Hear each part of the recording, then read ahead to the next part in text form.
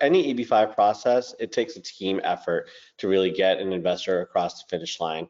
The investor is obviously providing a lot of the documentation, the funds themselves, and a lot of the information that goes into the filing from the investor side.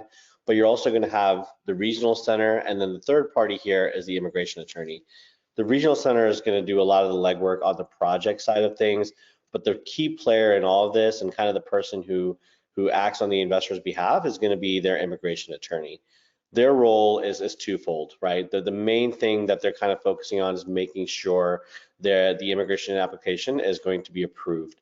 Not just the 526E, which a lot of people kind of, just think of as at the forefront of EB-5, but there's a lot of other things to consider, especially if you're already in the United States or you have an immigration history in the United States. You're on F1, you've got an F1 history, an H1 history. All those past filings play into your new filing for a green card, and an immigration attorney will be able to help you navigate exactly how those different applications play into each other, what are the things that you want to be careful about, and how to best present new information to USCIS to update the record. As part of that, they're also going to play a major role in sourcing the capital, right? So a big part of any EB-5 application, and we'll talk about this today, is the source of funds documentation and the path of funds documentation.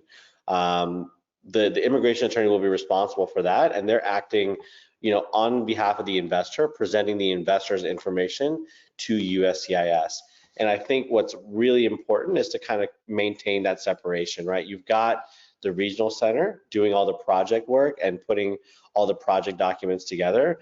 You want to have an independent immigration attorney who's really guiding you as an investor through the immigration process, advising you on the source of funds, what would work, what would not work, and therefore it's kind of an independent analysis of what is the best course of action for each investor.